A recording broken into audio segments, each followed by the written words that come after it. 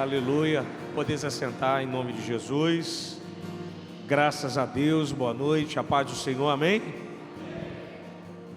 Sempre bom estar aqui, na companhia do meu amigo pastor Paulo, da pastora Merli, de todo o ministério, aqui a arena de todos os músicos, meus amigos, de todo o ministério de louvor. Louvo a Deus uma vez mais por poder estar aqui nessa noite e compartilhar da palavra. Queria que você, enquanto estiver abrindo a sua Bíblia aí, para você se ajeitando, Marcos capítulo de número 3, verso 1.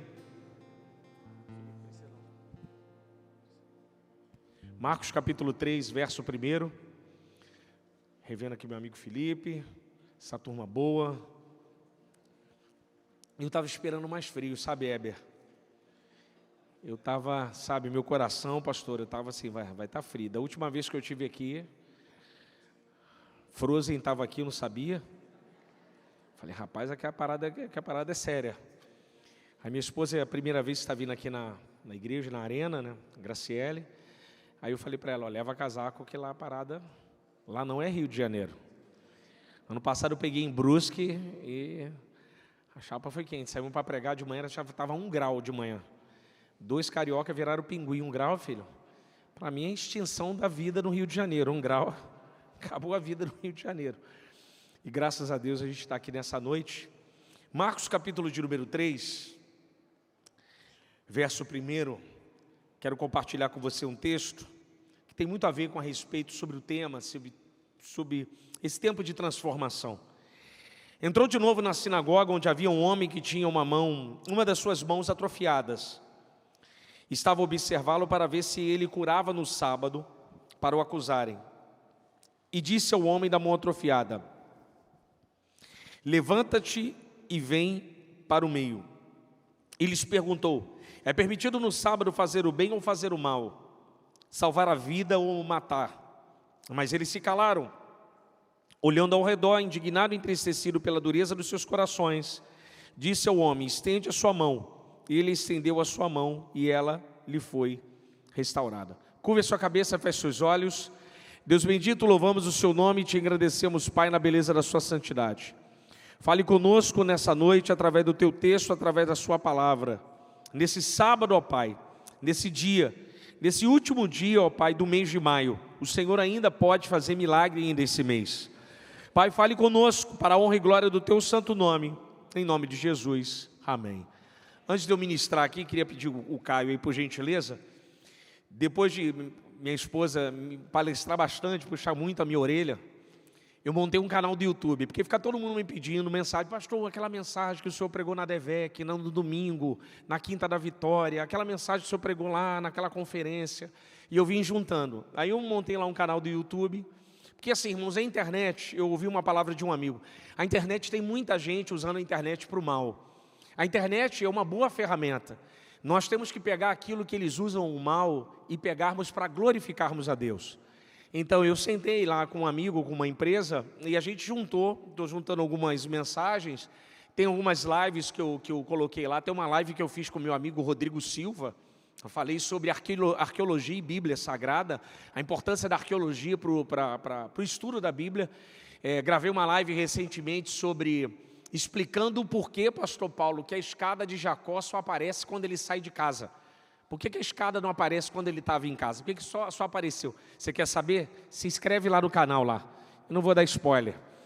Compartilha com o seu amigo. Que a gente tem visto tanta coisa assim ruim na internet.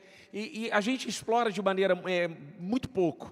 Então eu quero convidar você a você me seguir e compartilhar com o seu amigo que ouviu uma palavra. Tem tudo lá, tem palavra, tem estudo.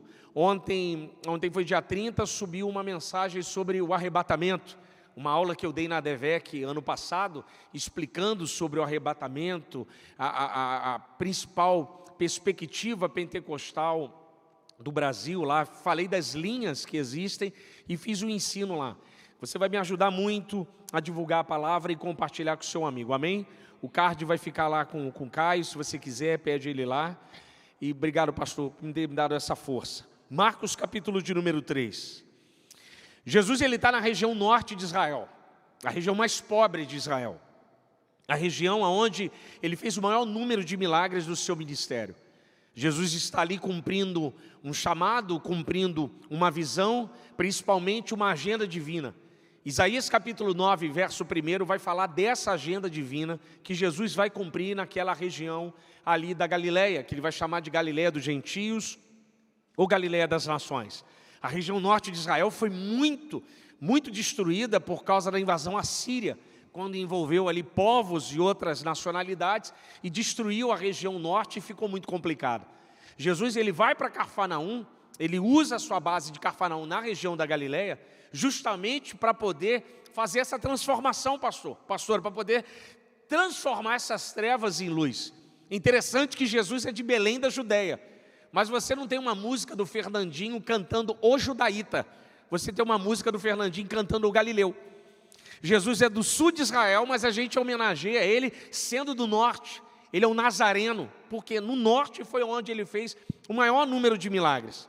E aqui na sua Bíblia, deixa ela aberta, no verso 1 diz assim: entrou de novo na sinagoga. Marcos ele está dizendo, fazendo uma ideia de ação, dizendo assim, essa sinagoga ele já tinha entrado, ele está entrando de novo. Mas que sinagoga é essa? Se você virar a sua folha aí, Marcos 1, 21, você vai ver a primeira vez que Jesus vai nessa sinagoga. E entraram em Cafarnaum e logo no sábado lhe foi ensinar na sinagoga. Provavelmente é a mesma sinagoga. Eu tive o privilégio de 2023 ir lá em Israel. Quando o pastor Paulo e a pastora fizeram uma caravana, você vai com ele. Quem deu amém, deu. Quem não deu, vai ver você por foto no Instagram. Aqui é igual universal, tem que dar amém na hora, para pegar assim, para tomar posse. Então, não deram amém, tá vendo, pastor? O pessoal não perdeu a oportunidade. Não vem outra. Na próxima, aí quando vier a outra mesmo, aí você vai.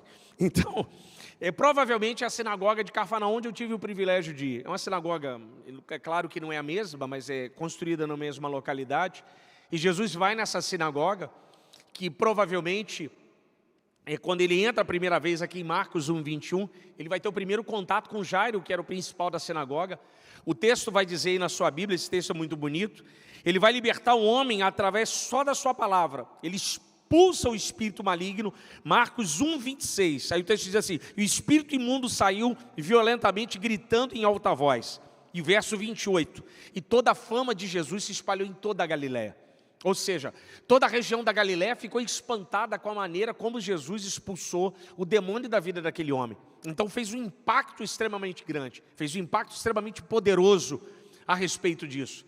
Então Jesus aqui, muito conhecido na Galileia, ele vai novamente agora nessa mesma sinagoga.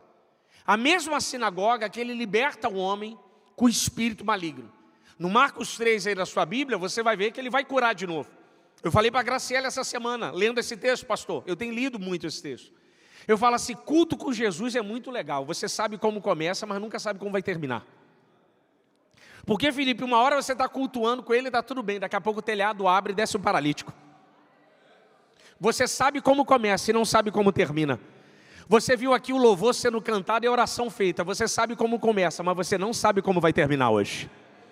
Porque hoje pode terminar com cura, pode terminar com libertação, pode terminar com uma porta, pode terminar com uma ajuda, aleluia, pode terminar com uma transformação. Uma coisa é saber quando começa, outra coisa é saber como termina, aleluia.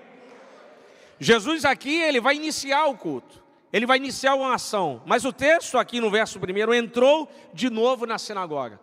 Eu fiquei só com esse trecho na minha cabeça durante alguns dias. Eu leio a Bíblia em pedacinhos. Hoje eu estou lendo Marcos capítulo 5, já estou lendo, já tem uns 2 meses. Eu vou lendo em pedacinho, eu leio o mesmo versículo várias vezes durante o dia, até eu poder compreender o que o Espírito quer dizer. Aqui foi a mesma coisa comigo, entrou de novo na sinagoga. Falei, mas Senhor, o que isso significa? E o Espírito então falou comigo de uma maneira muito interessante. Por exemplo, entrar numa igreja não é a mesma coisa que entrar no shopping. Entrar numa igreja, pastora, não é a mesma coisa que entrar num restaurante. Mas pastor, são de alvenaria, tem telhado, é verdade, tem telhado, tem banheiro, tem eletricidade, tem conforto, mas não é a mesma coisa. Entrar aqui não é a mesma coisa que entrar no Iguatemi. Aqui tem alguma coisa que no Iguatemi não tem. Aqui tem alguma coisa que o Coco Bambu não tem. Esse espaço aqui tem algo que eles não conseguem ter lá.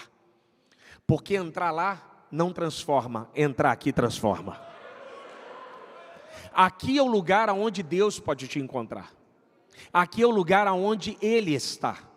O texto diz, entrou de novo na sinagoga. Quem entrou? Jesus Cristo. Então quando você entra aqui, já tem aqui Ele te esperando para transformar a sua vida. Mas às vezes, pastor, a rotina, Felipe, da vida, faz a gente entrar e sair da igreja, achar que a igreja é um lugar qualquer. O sacerdote Zacarias, em Lucas capítulo 1, quando foi sorteado para poder acender o incensário, eu queria que você virasse a sua folha da sua Bíblia. Eu gosto daqui que a igreja me acompanha junto. Leia aí comigo. Lucas capítulo 1, verso de número 8.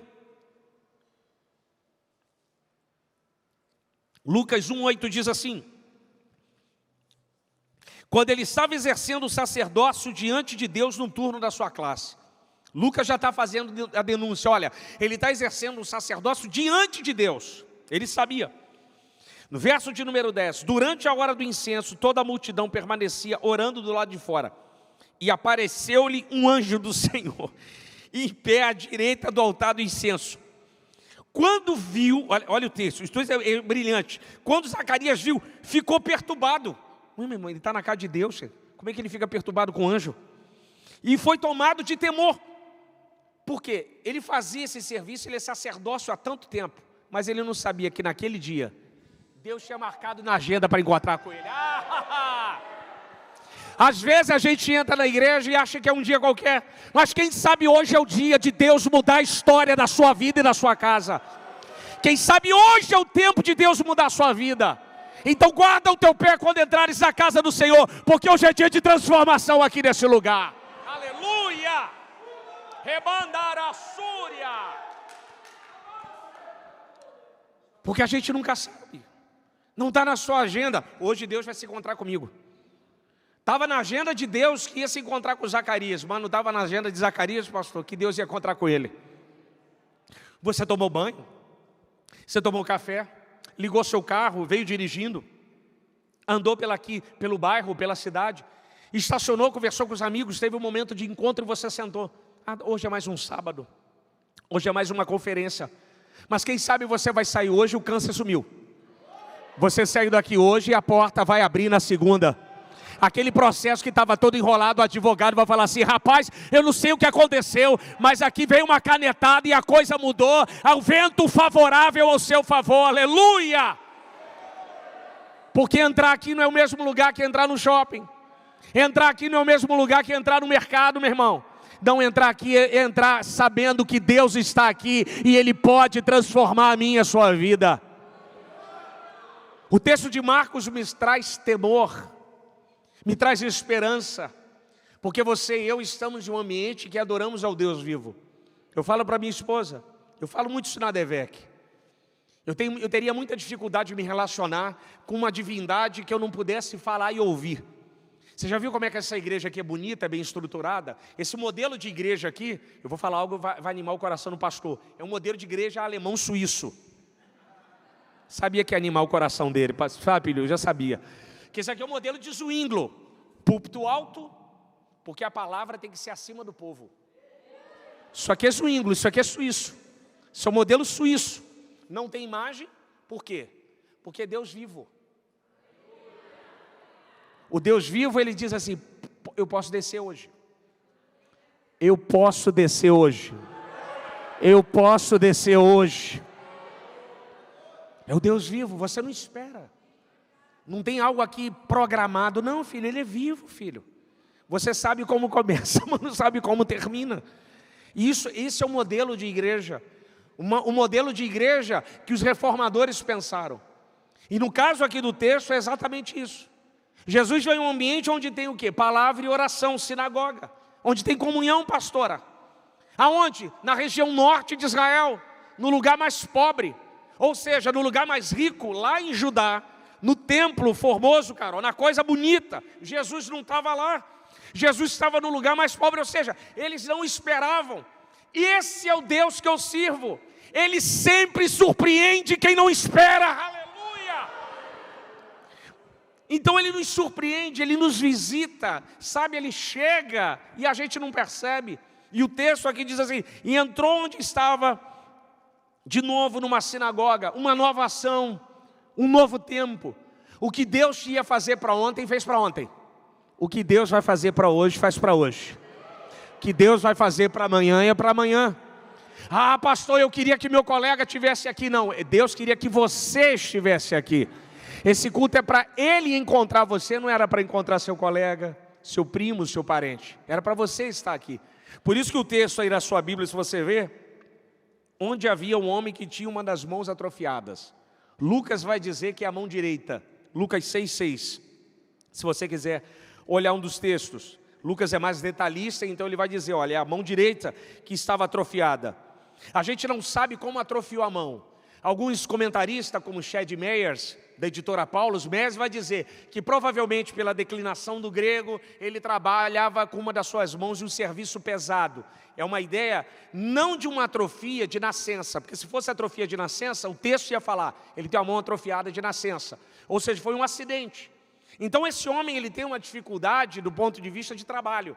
Você sabe que no primeiro século, a maioria dos trabalhos eram manuais. Pesca, agricultura, pastoreio, construção, né? O pedreiro ou a carpintaria, etc. Eles precisavam das mãos. Trabalho intelectual era muito pouco. Você tem Mateus, o cobrador de impostos. A questão do acesso à cultura era muito velada. Só para você ter uma ideia, provavelmente Maria era analfabeta, porque a mulher morava na região pobre de Nazaré, não tinha acesso. O acesso à cultura, ao texto, era considerado as elites. Por isso que a gente chama a época, trazendo um pouco para o nosso tempo, a Idade das Trevas. Da Idade das Trevas porque estava preto, tudo escuro, não tinha luz. Não, Idade das Trevas por causa do acesso ao conhecimento. A população não tinha acesso ao conhecimento. Por isso que ele vai falar de iluminismo um pouco mais para frente e etc. Aqui no texto é a mesma coisa. Eles não têm muito acesso. Então esse homem provavelmente trabalhava numa espécie de construção. Então ele tem 50% da sua força das mãos, já não existe mais. Então o seu meio de vida já está fragmentado. Esse homem está com dificuldade de subsistência. Você entende que no primeiro século as pessoas com defeitos eram muito hostilizadas pelos sacerdotes, levitas e pelas autoridades do templo. É o cego que vivia do lado de fora de Jericó, é o coxo da Porta Formosa, é os leprosos, Lucas 17:11, que habita fora das cidades, é o cego de nascença, João 9, que está na porta do templo. As pessoas com dificuldades, eles tinham uma ojeriza. Levíticos 21, inclusive vai fazer a lista ali de pessoas que não poderiam trabalhar no templo, não poderiam fazer o ofício sacerdotal por defeito. Eles tinham essa dificuldade, eles tinham esse estigma. Então esse homem ele tem um estigma, ele tem uma dificuldade de se manter, ele tem uma dificuldade de estigma social, ou seja, era alguém que, se você ver o texto, ele não tem nem identidade. Qual é o nome dele? O homem da mão mirrada. Então a identidade é o defeito dele. Quem é ele? É o homem da mão mirrada, que machucou a mão na obra, que machucou a mão na pesca. Ele tem dificuldade. Ele tem dificuldade na questão da sua vida, por exemplo, da dinâmica da vida. A mesa judaica é uma mesa de chão. Você comia com o cotovelo esquerdo na mesa, com o pé para trás e a mão direita. Você consegue visualizar a cena? Os pezinhos para trás, né? Aquela mesa baixinha. Jesus diz assim, e João encostava a cabeça, pastor Paulo, no peito de Jesus. João aqui, Jesus. Aí João, ó, encosta a cabeça no peito, ó, pé para trás, ó. Jesus, quem é o seu traidor? Aquele que eu molhar o pão e der na boca. Ó Judas onde está, ó, aqui do lado. Judas, Pedro de frente. Então eles comiam com a mão direita, com a mão esquerda era usada para asepsia do corpo, higiene. Lucas diz que a sua mão direita estava fragmentada, mirrada, com uma dificuldade. Então ele usava a mesma mão, pastor, para se alimentar, pastora, e para poder fazer a sua limpeza. Então como é que ele fazia? Se apoiava, olha a dificuldade. Então num universo social, ele estava completamente, com dificuldade. Dificuldade de subsistência, provavelmente de trabalho, porque você vai contratar alguém que tem duas mãos que podem fazer o serviço mais rápido. E você tem uma outra pessoa, que só tem uma mão, uma das mãos, isso vai fazer o serviço mais demorado. Quem você vai contratar? Primeiro século, olha, para você não dá. Então provavelmente esse homem estava numa dificuldade. Então ele tem dificuldade de subsistência, ele tem uma dificuldade social, e ele tem um estigma interno. Mas olha na sua Bíblia, aonde que esse homem está? Na sinagoga.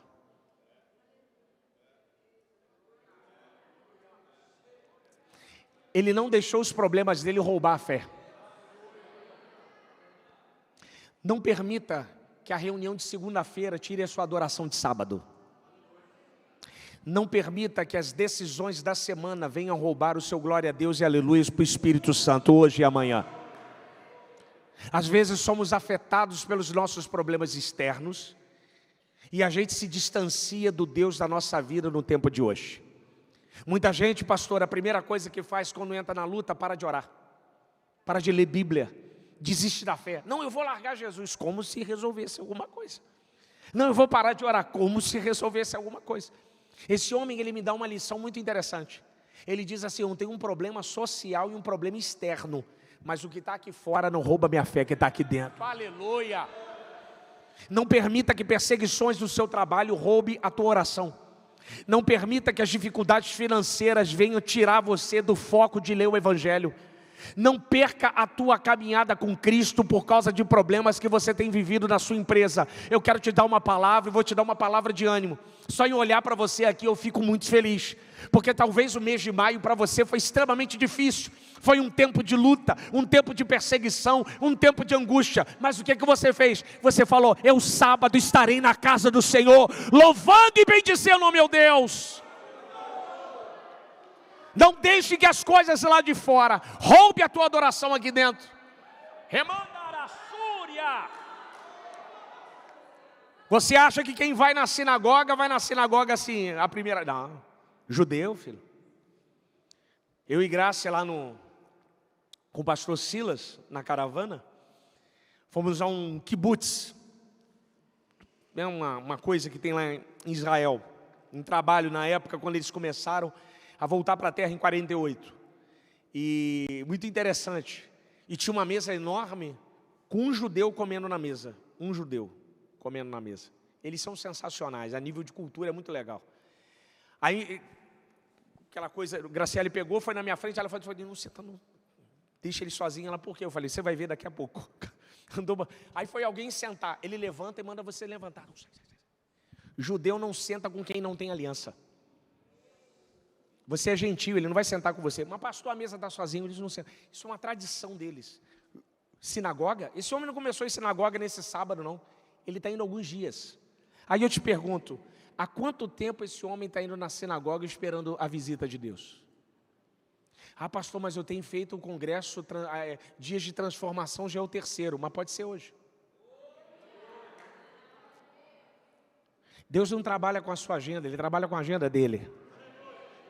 Mas é interessante desse homem, que ele não deixou de buscar a Deus. Todo sábado, ele estava ali. Todo sábado, com as dificuldades, com os problemas, com o estigma, ele estava ali. Mas ele não sabia que naquele sábado, quando ele trocou de roupa, enfrentou o estigma, o Filho de Deus estava ali dizendo, hoje é o tempo de eu mudar a sua história. Quero dar uma palavra profética, hoje quem sabe é o dia de Deus transformar a sua história. Quem sabe hoje é o dia de Deus falar, é hoje que eu vou transformar a sua vida. É hoje que eu vou te visitar e transformar a sua vida de fato. O que você e eu precisamos fazer é exatamente o que esse homem fez. É deixar os problemas lá fora. É deixar as nossas dinâmicas de segunda-feira na segunda. Conversando com um empresário lá do Rio de Janeiro, ele falou um negócio muito bacana.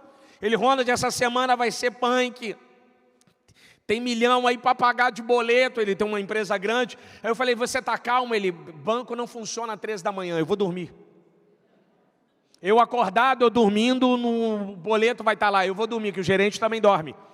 O gerente dorme, o caixa dorme, todo mundo dorme. Eu acordado não vai mudar nada, eu vou dormir. Porque quando eu acordar amanhã, aí eu vejo o que eu vou fazer e Deus vai dar a direção correta.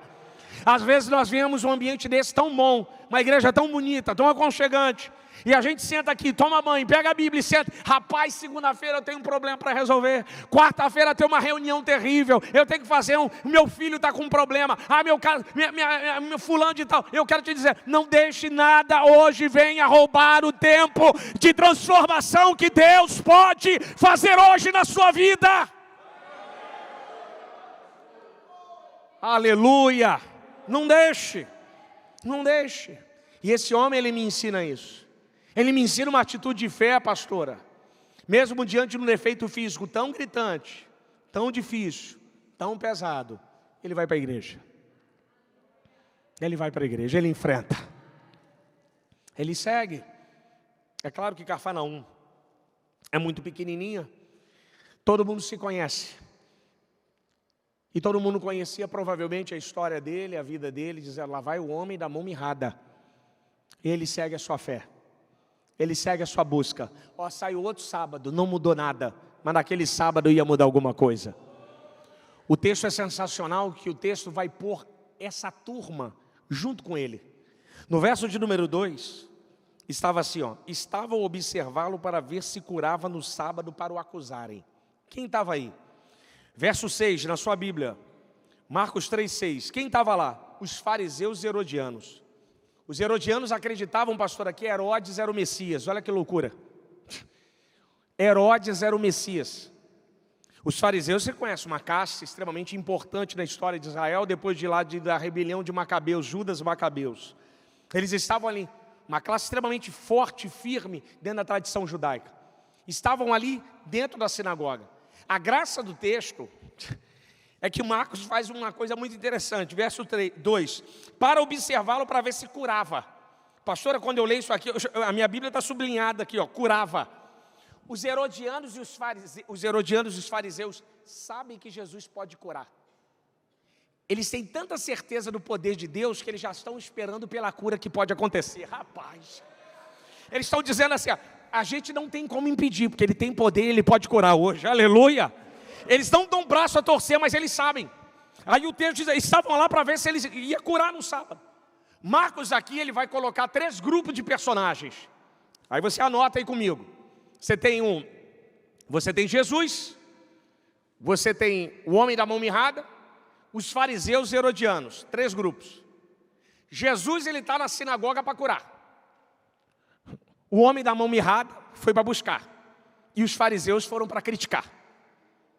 Os 3 estão no mesmo ambiente, onde tem palavra e oração. Engraçado que os 3, pastora, vão cumprir o seu propósito. Jesus vai curar mesmo com a crítica acontecendo. E o homem da mão mirrada vai receber mesmo com a crítica tendo. Então Jesus está dizendo, não importa se tem crítica, porque com crítica ou sem crítica eu vim operar e eu vou operar para quem quer receber.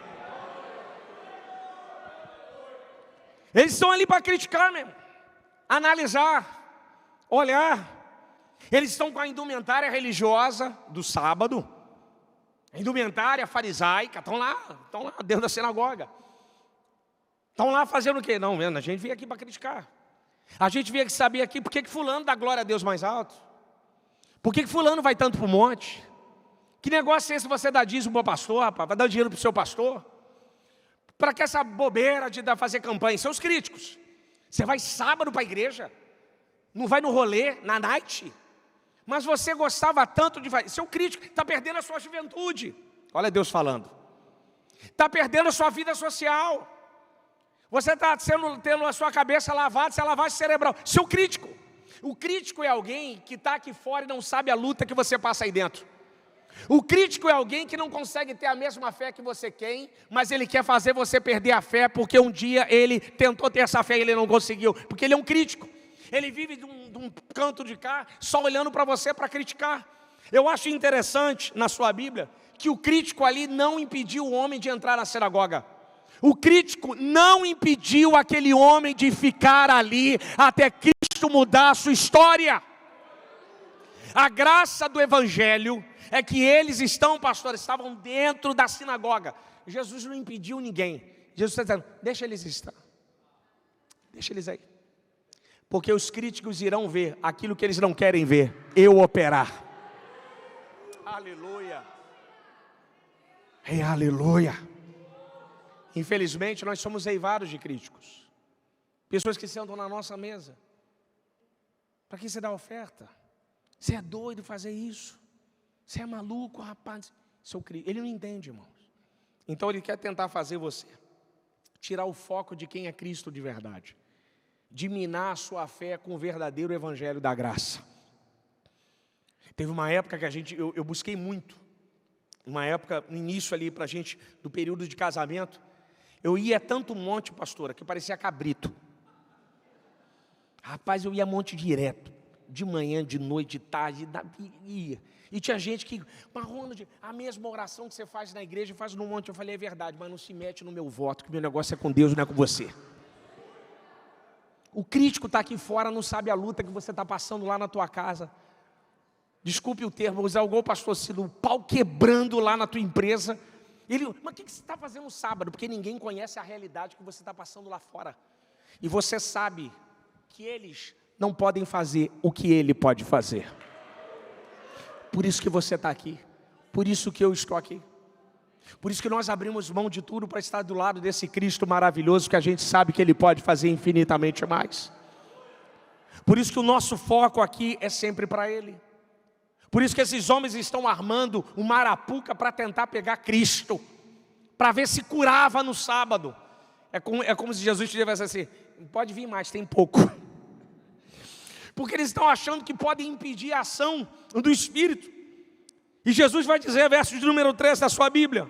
Rapaz, esse relógio anda muito rápido, o sangue de Jesus tem poder. Verso 3. E disse ao homem da mão atrofiada, levanta-te e vem ao meio. Rapaz, Jesus é sensacional, cara. Disse ao homem da mão atrofiada. Aqui dá para ficar uns 2 dias. Sinagoga, Jesus, levanta e vem aqui. Ninguém viu aquele homem. Os fariseus não viram. Os herodianos não viram. Mas Jesus viu. De repente o pastor Paulo não te viu entrar aqui. A pastora não viu você entrar aqui. Deixa eu melhorar. Talvez eles viram você entrar aqui, mas não sabem como você entrou aqui. Eu estou te vendo e eu não te conheço. Eu não sei como você chegou aqui. Mas há um Deus eterno dizendo, eu sei como você veio aqui. O importante é que Cristo nos enxerga, aleluia. Ainda que você termine o culto hoje, ninguém talvez venha te apertar a mão, te dar um abraço, te dar uma palavra, um amigo. O importante é que Cristo viu como você saiu de casa hoje, como foi a sua semana, como tem sido o seu mês. Ele manda eu te mandar um recado, meu filho, fica tranquilo, porque eu estou te olhando desde a hora que você saiu da sua casa, até o momento que você chegou neste lugar. Você e eu trabalhamos com um Deus vivo, um Deus que nos enxerga. Isso aqui, irmão, isso aqui é sensacional, pastora. Isso aqui é um olhar de amor. É um olhar inclusivo, um olhar que abraça. Eu estou lendo Marcos 5. Você lê o capítulo inteiro ali de Marcos, a parte do endemoniado de Gadara. Eu fico emocionado. Eu falei, peraí. Tu enfrentou uma tempestade para libertar um homem. O senhor não fez mais nada. O senhor não fez mais nada. Uma pessoa. O nome disso é amor. Por que o pastor Paulo, Deus deu a visão a ele para abrir essa igreja nesse lugar? Não, pastor, é porque aqui não. Einstein dizia, Deus não joga dados. Essa igreja foi montada porque Deus queria que você estivesse aqui dentro para encontrar com Ele. É a casa dele, filho. É o propósito dele. Deus não trabalha com destino, Deus trabalha com propósito. Destino é outra coisa, destino é uma divindade babilônica. Isaías 65:11 é outra parada. Deus trabalha com propósito. E quando Deus fez isso aqui, e Ele fala para o homem da mão mirrada, ó, levanta, homem. Ele está dizendo, eu estou te vendo. Eu sei das suas dores. Eu conheço as suas lágrimas. Eu conheço o seu limite. E hoje eu estou dizendo, basta, chega, acabou. É o tempo. Aleluia!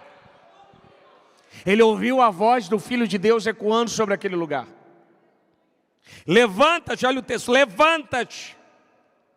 O que Jesus diz para ele é o primeiro é o seguinte: eu não posso operar com você prostrado. Você prostrado sobre suas vitimizações, sobre o seu passado. Não, esse tipo de... eu não consigo operar.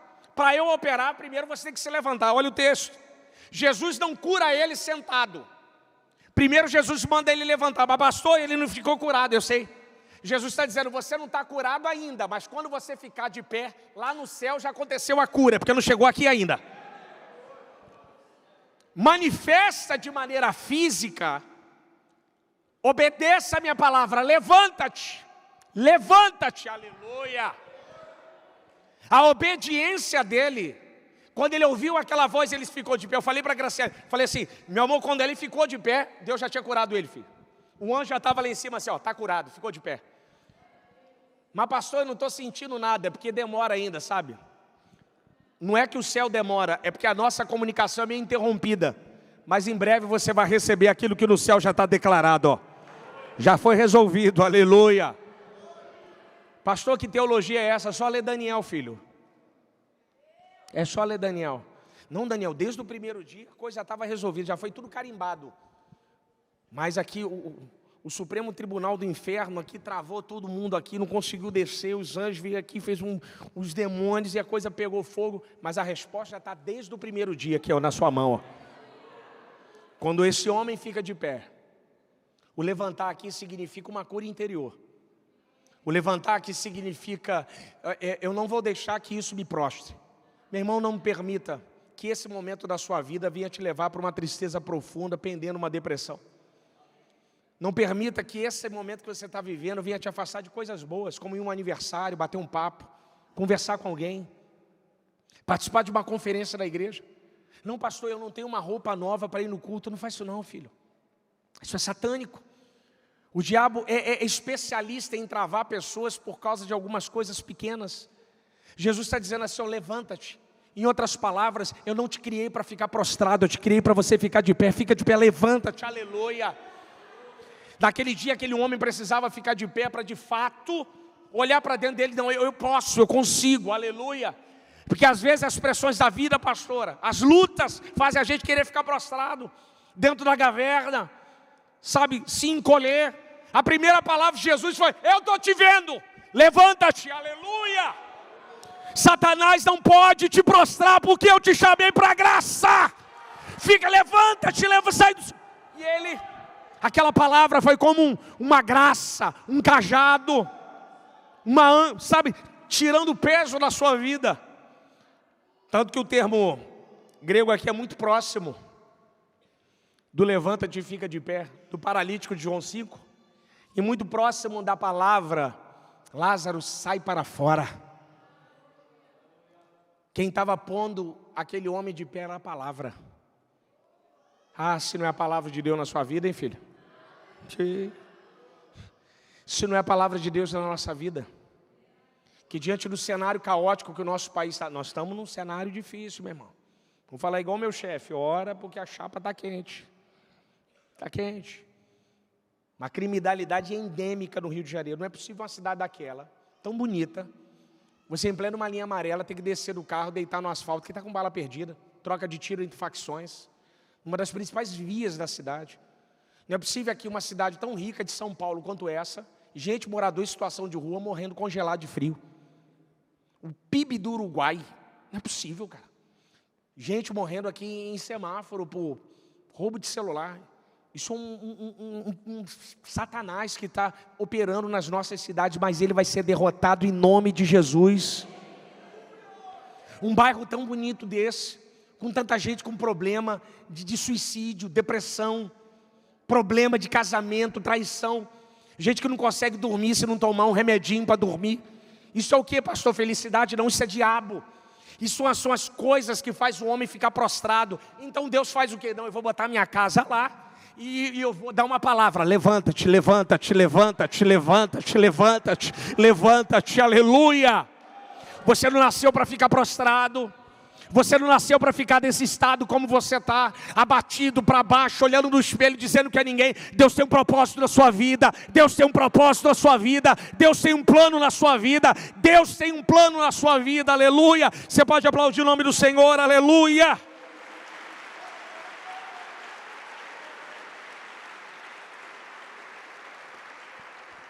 Que graça, pastora, que graça. Aleluia. O que Deus está fazendo com esse homem, dizendo: fica de pé, meu filho. Segunda coisa, vem aqui para o meio. Rapaz, Jesus é sensacional, cara. Jesus está dizendo assim, ó: distante da minha presença ninguém recebe nada, só perto de mim, vem aqui, ó. Tem que chegar perto. Mas Jesus, eu estou com a mão mirrada. Eu não perguntei como é que você está, eu só estou te chamando para você vir.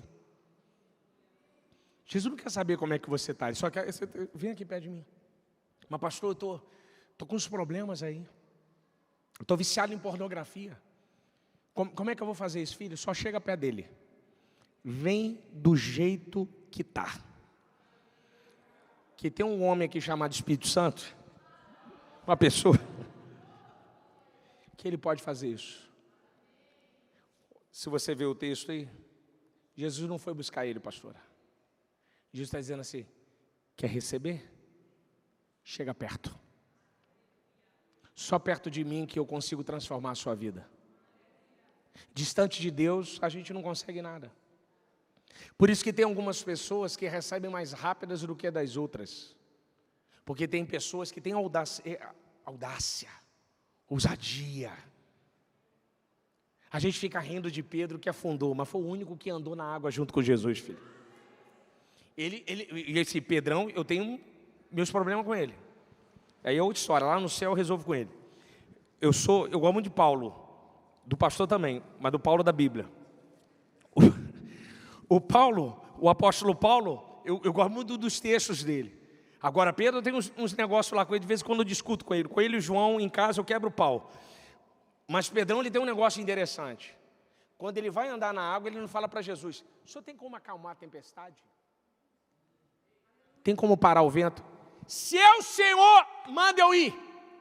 Trovão, raio, vento, tempestade, ó. Pedro, você vai afundar, filho, quem está me chamando é Jesus, sai fora, ó. Tem gente que espera o cenário e fica: não, pastora, deixa a minha vida ficar arrumadinha que eu vou servir na igreja. Não, deixa eu terminar meu curso, meu mestrado, sabe, deixa eu terminar aqui que eu estou bem enrolado. Pedro, não, Pedro, está chovendo, filho, quem chamou foi Jesus. Quando Jesus chama,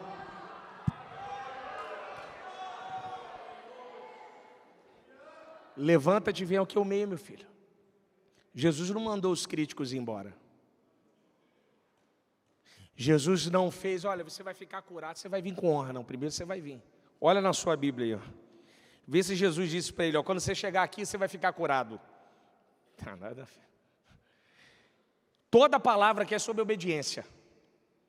Diz: ó, primeiro você vai levantar, primeiro você vai andar e você vai vir a mim, do jeito que você está, com a sua mão mirrada, do jeito que você está, com esse problema na sua vida. Cristo, quando Ele te convoca, Ele está te convocando do jeito que você está, meu filho. Mas pastor, eu estou com muito problema. Eu sei.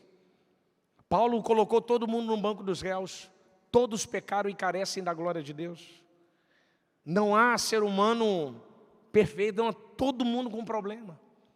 Jesus, eu falei que ele atravessou um oceano para encontrar com um gadareno. Um homem que todo mundo abandonou o homem. E Jesus foi lá e libertou a vida dele, cara. Só atravessou até... Aí depois termina: não, eu vou voltar para Galiléia. O senhor vai voltar? Não, já resolvi meu problema. Eu vim aqui libertar alguém, porque esse alguém foi abandonado por todo mundo, mas não foi abandonado por mim. Eu vim libertar ele. Olha que um amor sensacional. Mas Jesus está dizendo: você tem que chegar perto de mim, com as suas imperfeições. Porque a gente sabe que quando chega perto de Cristo, as nossas imperfeições cantam. As coisas que estão escondidas em nós começam a brotar para fora. Porque diante da luz de Cristo não tem nada escondido em nós que não é revelado, meu filho. Enquanto mais perto da graça, mais a coisa aflora. Mais a gente conhece a nossa natureza e a gente começa a botar a mão na cabeça: rapaz, eu não sabia que eu era assim. Por isso que Lutero, seu amigão lá, alemão, que eu gosto muito do alemão, o Martim Lutero, tem quase tudo dele em casa. Lutero tem aquela frase: tentei matar o velho homem no batismo, mas não é o que miserável sabia nadar. Piada alemã é muito boa, eles são inteligentes, a lógica é muito bacana. Não é que o miserável sabia nadar. O que o Lutero estava dizendo? De vez em quando ele aparece aqui com a cabeça para fora. É o apóstolo Paulo, o bem que eu quero fazer eu não faço, mas o mal que eu não quero, esse eu tenho feito. O que ele está dizendo? É uma guerra. Só que enquanto mais distante da graça, mais essa guerra cresce, mais esse mal cresce. Mas enquanto mais perto de Cristo, mais o mal fica para trás. Aleluia! Mais a velha natureza é deixada para trás. Isso é a ideia de proporcionalidade. Eu estava lendo esse texto, só pensando assim, eu fiquei imaginando, pastor, ele levantando, Jesus, vem aqui, a sinagoga toda parada, os críticos, os herodianos, aleluia, é comigo, é com você, vem aqui. Eu fico imaginando, cada passo que ele dava, era uma cadeia que caía, cada passo que ele dava, era uma cadeia que ele caía. A transformação começou. Quando começou a transformação? Quando você entregou a sua vida, quando você se batizou, naquele dia começou a transformação. Mas pastor, eu não sou batizado, eu não aceitei Jesus, então a transformação vai começar hoje. Quando você botou o pé lá, uma cadeia já caiu, aleluia, uma corrente já foi quebrada. Cada passo que você dá é uma ação de Cristo na sua vida, é uma ação do Espírito, aleluia, oh aleluia, que despedaça uma cadeia para você ser transformado. Quem sustentou esse homem até Cristo Jesus até ele chegar perto de Cristo? Aquela palavra, levanta-te. O primeiro passo é o mais difícil, é se levantar. O segundo passo é mais fácil, é andar. Levanta e vem para onde? Para o meio. Quem está chamando ele? Jesus. Jesus está dizendo, não olhe para os críticos, olhe para mim. Aleluia. Ande olhando para mim, aleluia. Sabe o que eu acho bacana em Jesus aqui, pastor Paulo? Jesus chama, mas não manda os críticos embora. Se você virar sua folha aí, vira sua folha aí. Marcos capítulo 5, verso 40. Marcos 5, 40. Jesus lá na casa de Jairo, Felipe, Jesus faz assim, ó. Jesus fala que a criança está dormindo. Riram dele, mandando todos sair. Aonde que ele está? Na casa de Jairo, ó. Vai todo mundo embora. Casa de Jairo, sinagoga, e não manda ninguém embora. Aí eu em casa, eu falei, mas senhor, pô, na casa de Jairo, o senhor botou todo mundo para fora, só riram. Os caras estão lá para te pegar na armadilha, e o senhor não manda embora, Jesus? Não, o Espírito é sensacional. Spurgeon diz uma frase, quando os comentários não falam, vá para o quarto que o Espírito fala. Às vezes o comentário lá de casa não funciona. E olha que eu tenho livro. É a mulher que sofre lá, ela sabe lá a quantidade de livro que tem em casa. Aí o Espírito falou comigo, meu filho, eu não vou mandar ninguém embora. Porque os críticos, eles estão lá para criticar. Mas eu vou fazer eles ficarem, para eles poderem ver aquilo que eu posso fazer. Por isso que você não conseguiu sair do seu trabalho. Por isso que você não conseguiu se mudar. Por isso que você não conseguiu imigrar. Porque você só vai sair de onde está depois que Deus realizar na sua vida aquilo que Ele quer fazer. Mas primeiro, tem que encontrar Cristo. Vem para o meio. Vem para o meio. E Ele chega. É permitido no sábado fazer o bem ou fazer o mal, salvar vidas. Mas eles se calaram. Eles se calaram. Jesus está perguntando para os herodianos e os fariseus. E aí?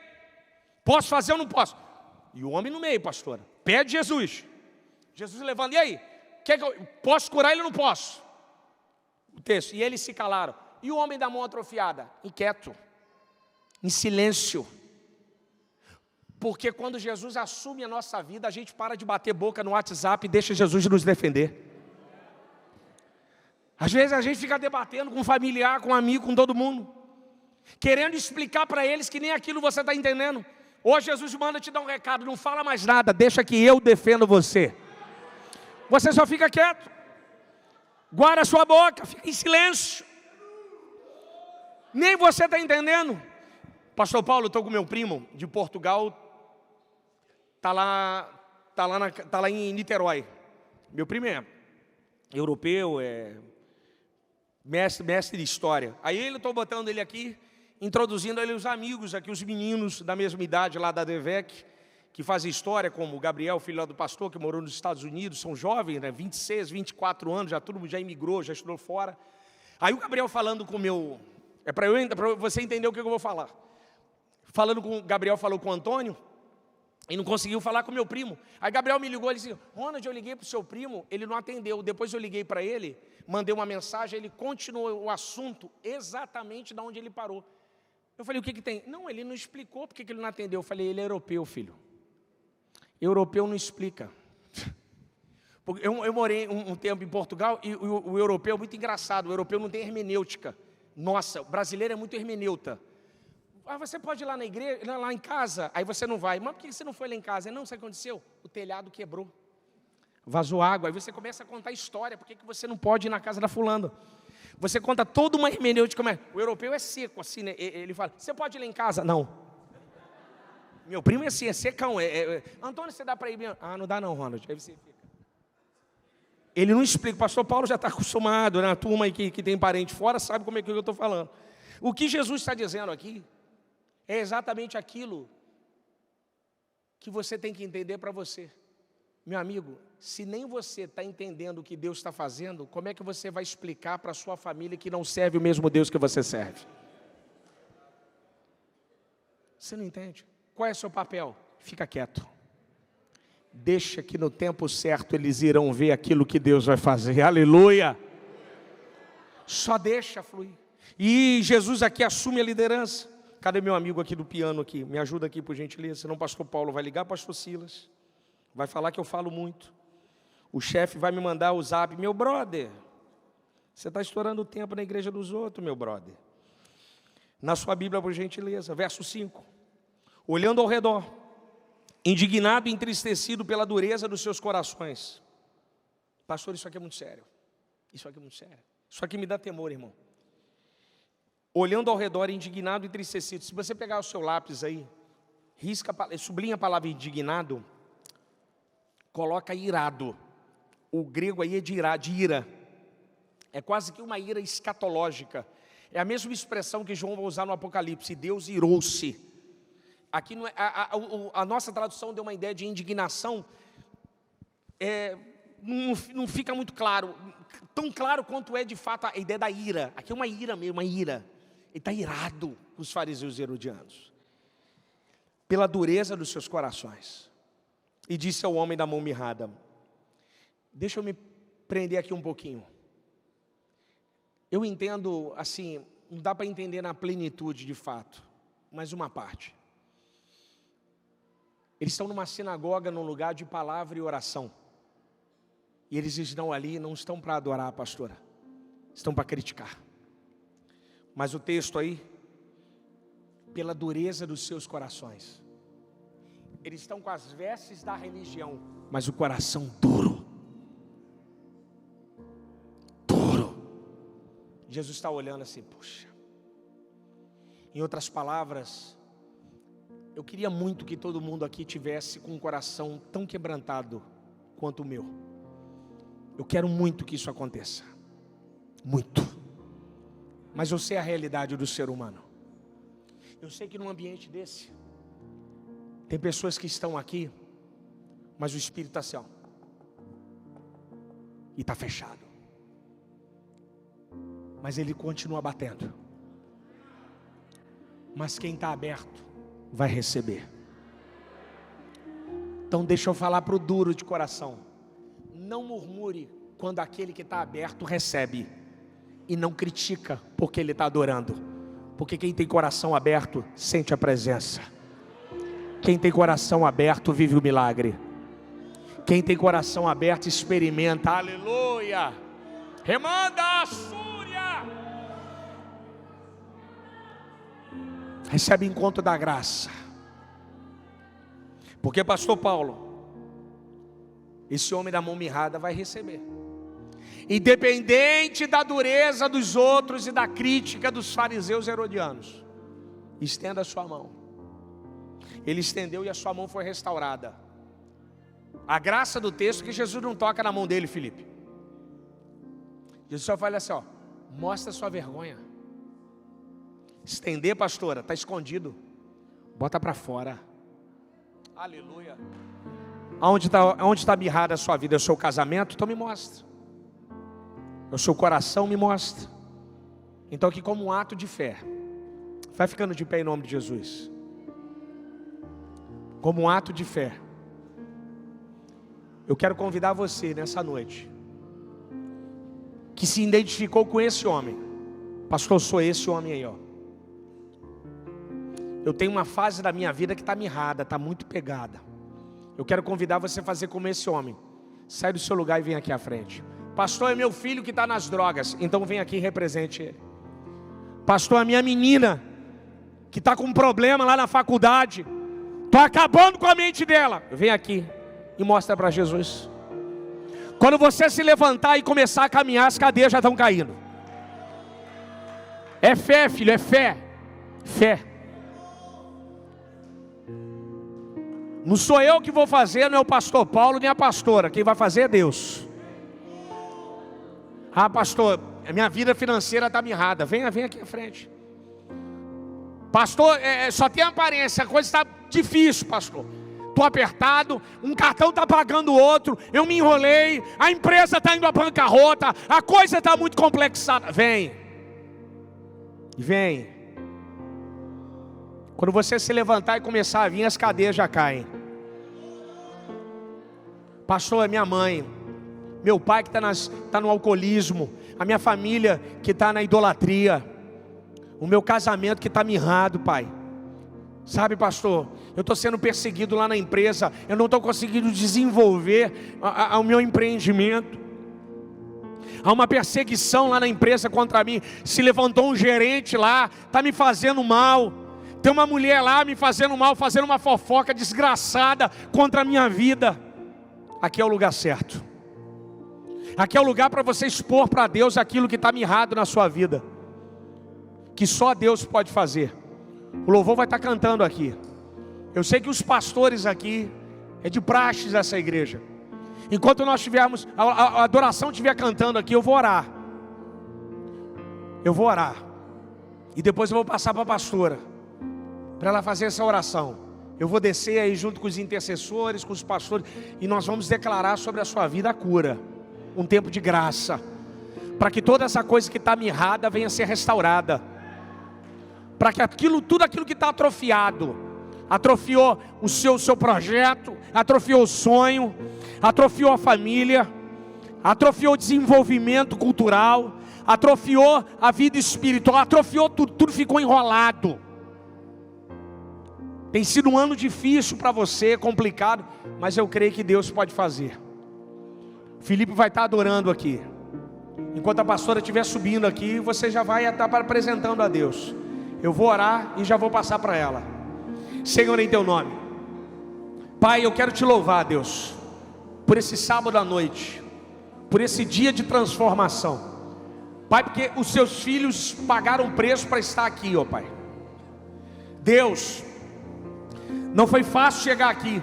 Só o Senhor sabe como foi a minha semana, como foi difícil as batalhas que eu enfrentei para chegar aqui hoje para ministrar a palavra. A minha esposa sabe, pastor Paulo e a pastora também sabem de algumas coisas. Foi uma semana difícil, batalha renhenta, mas nós estamos aqui, certos que o Senhor é o Deus que pode fazer infinitamente mais além daquilo que pedimos ou pensamos. Pai, eu quero orar, Senhor, sobre a vida dos seus filhos que estão aqui, sobre os casamentos, sobre a família. Pai, tira todo o espírito, ó Pai, que tem mirrando, atrofiando a família, levando a família para as drogas, para a briga. Filho não fala com o irmão, não estão se falando por causa de espólio familiar, não estão se falando mais por causa de dinheiro, por causa de empresa. Pai, há poder no teu sangue, traga paz sobre essas famílias, traga paz sobre esse lar, traga cura sobre o corpo, opera um milagre em nome de Jesus. Que o Senhor venha fazer, ó Pai, infinitamente mais, em nome de Jesus, ó Pai, através do teu poder e da sua glória.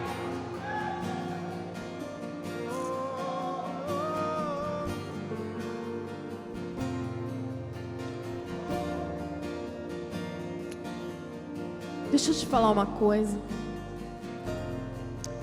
Eu acredito muito que cada um que aqui está à frente, de verdade nós sabemos que tudo isso que o pastor Ronaldo acabou de orar aqui acontece.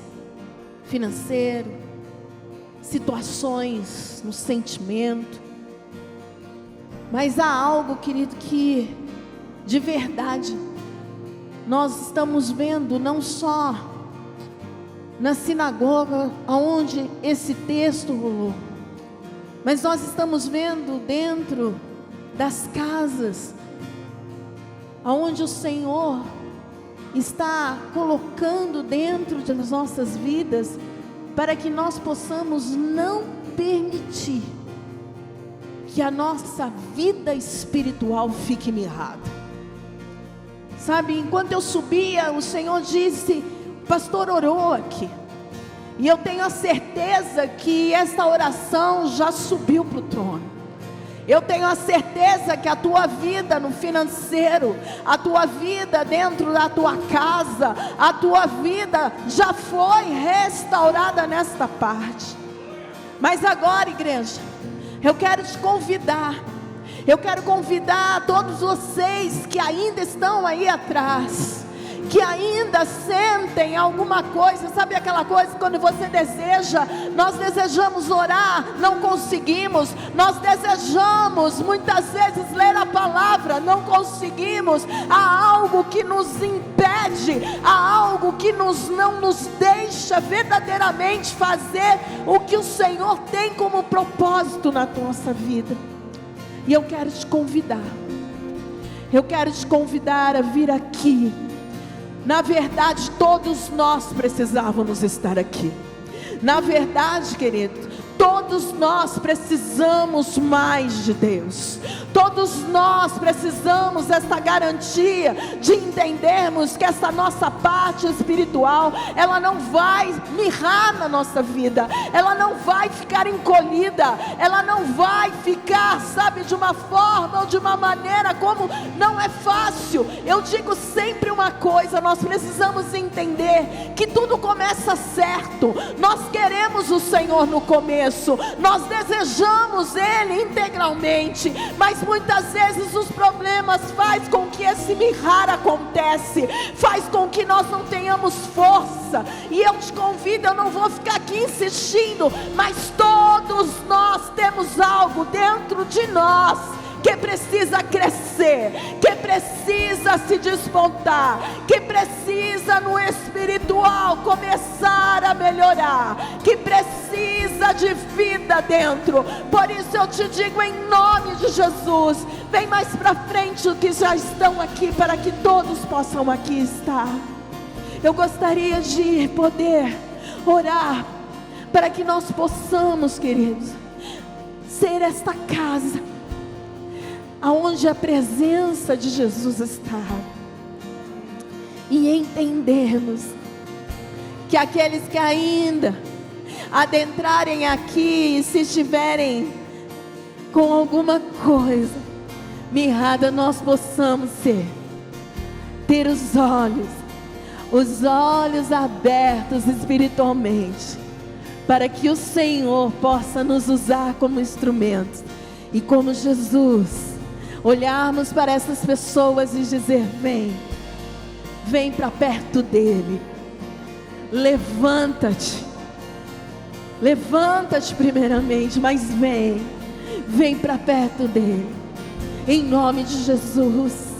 Põe a mão no teu coração agora aí, põe a mão no teu coração, e nós vamos começar a clamar. Nós vamos começar a dizer: Senhor, obrigada. Obrigada por esta oportunidade de ouvirmos esta palavra.